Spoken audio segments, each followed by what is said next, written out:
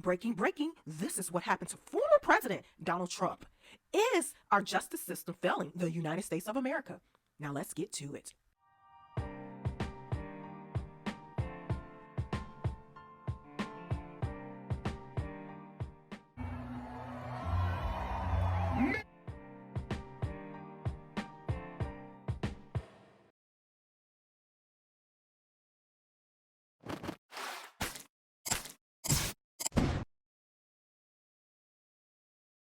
Hey everyone, welcome to the mix. Wow, today is Thursday, TBT, Throwback Thursday.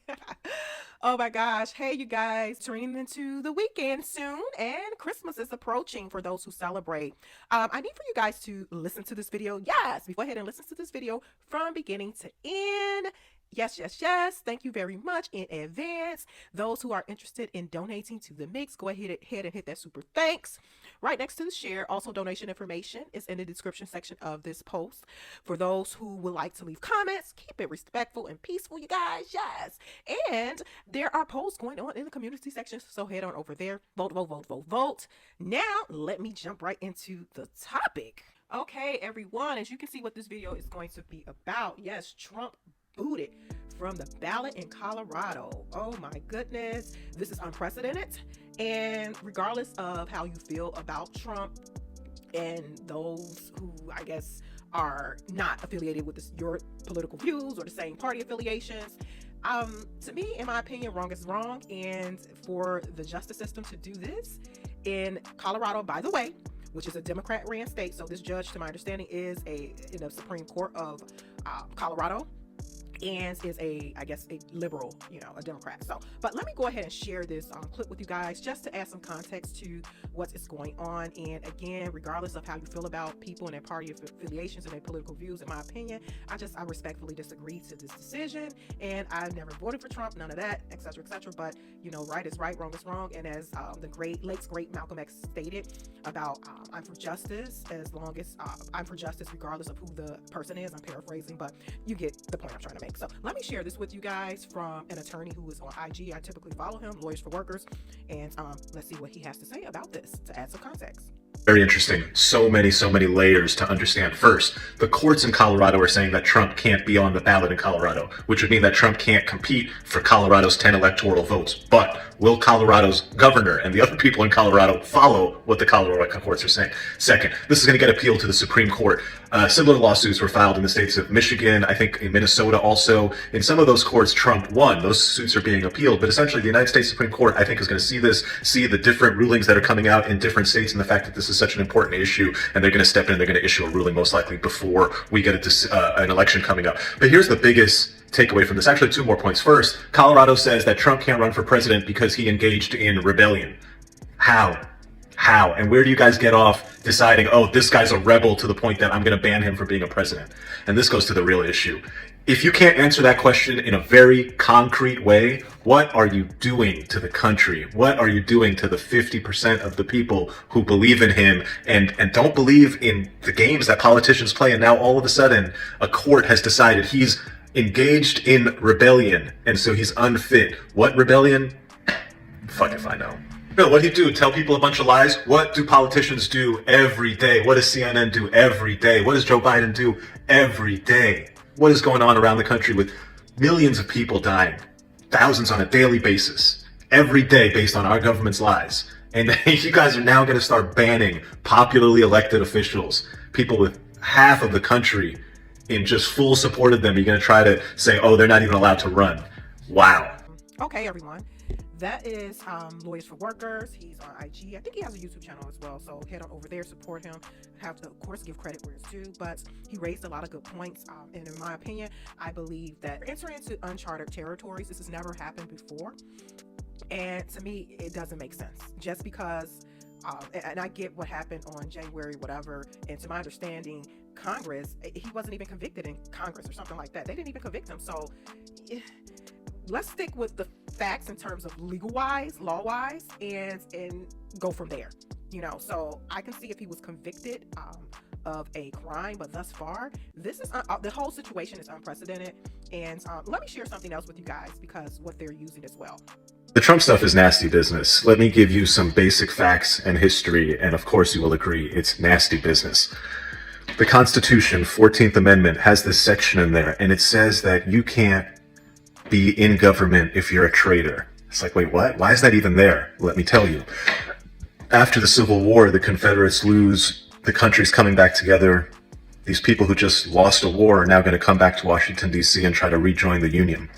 And oftentimes what's happening is these Southerners are coming and they're salty and they're angry and they're throwing grenades and causing a problem. And what the people decide is we're going to pass an amendment to the Constitution to stop these salty, angry, former Confederate people who just lost a war from coming here and throwing grenades. And so they created this provision. They said traitors can't be in the government, and they'd kick the Southerners and the Confederates out in the aftermath of the Civil War. After that, this thing never gets used except for once to like keep somebody in some small town election from not doing something, and it's never ever used ever again. We don't even know if it can be used in court, whether it has to be done in Congress.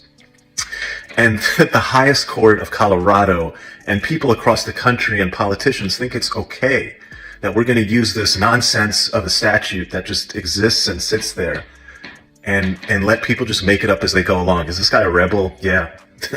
Is he a rebel? No. What?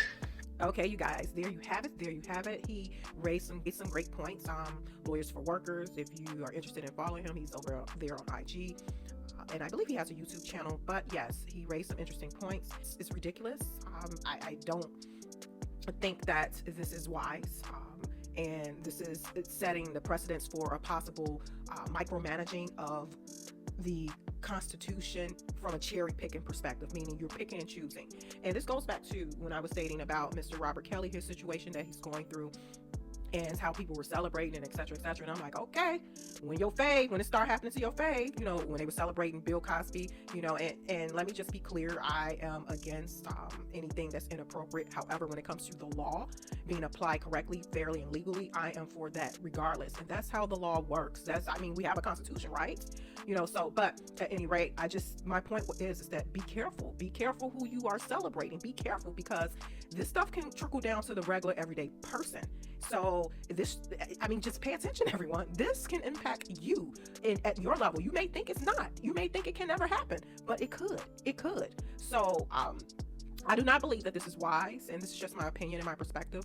Like I said, we can agree to disagree, and that's just that. But let me go ahead and share this article with you guys, and then I'll come back with more of my commentary, reaction, and opinion. Okay, you guys, as you can see, according to CBSNews.com, Colorado Supreme Court rules Trump is disqualified from presidency for January the 6th riots. Okay, the article further cites that the Colorado Supreme Court ruled Tuesday that former President Donald Trump is disqualified from holding the presidency under the Constitution's so-called insurrection clause, and ordered the Secretary of State to exclude his name from the state's Republican presidential primary ballots. I'm not understanding how this is the case. I'm interjecting because I do not believe he lost in Congress, because this went before Congress. To my understanding, I do not believe. So I don't know. So let me continue, because this is a lot to keep up with. Trump has so many different civil lawsuits, and I think a couple criminal lawsuits going on. He hasn't been criminally convicted of anything, to my understanding. Okay, the article further cites the landmark decision from the divided Colorado Supreme Court that Trump cannot hold public office under the Civil War era provision is unprecedented. Like I just said, it's unprecedented. And it marks the first time a court has found him to be ineligible to return to the White House due to his conduct surrounding the January 6, 2021 attack on the United States Capitol. Never before has a court determined that a presidential candidate is disqualified under the clause, Section 3 of the 14th Amendment. What to know about Colorado Supreme Court's ruling, Trump ruling, and what happens next? Okay. The article further cites, asked about the Colorado Supreme Court's ruling on Wednesday, President Biden told reporters it is up to the court to determine the application of Section 3, but said there's no question Trump supported an insurrection. Wow. The thing is that this can come back on plenty of people, meaning in other forms. But let me continue. The ruling does not apply outside of Colorado and the state high court, whose justices were all appointed by Democratic governors, paused its decision until January 4th, one day before the deadline of Colorado Secretary of State Gina Griswold to certify the candidates for the state's March 5th primary. We conclude that because President Trump is disqualified from holding the office of president under Section 3, it would be a wrongful act under the election code for the secretary to list President Trump as a candidate on the presidential primary ballot. The court's majority wrote in an unsigned opinion. Therefore, the secretary may not list President Trump's name on 2024 presidential ballot, nor may she count any write-in votes cast for him. That's what I was just going to say. Yeah, you guys, that's what I was just going to say. What if you write them in? But hey, wow, they are covering all angles. So what are your thoughts, you guys? Do you believe that this is unconstitutional, or Trump being moved from ballots and primarily Democratic ran states? It just seems like there's an incredible division amongst this country, and no one wins. No one wins when the family feuds. Definitely not melanated people, but yeah, that's a whole nother subject for another day. But let me know your thoughts, you guys, down in the comment section. Let me know your thoughts. Do you agree with Lawyers for Worker? Do he has some good points?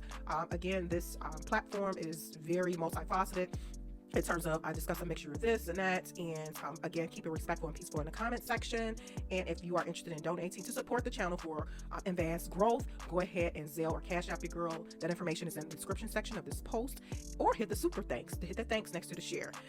But yeah, let's get the discussion going, you guys, in the comment section. Thank you guys for tuning in to the mix, and I will talk to you guys soon. Bye.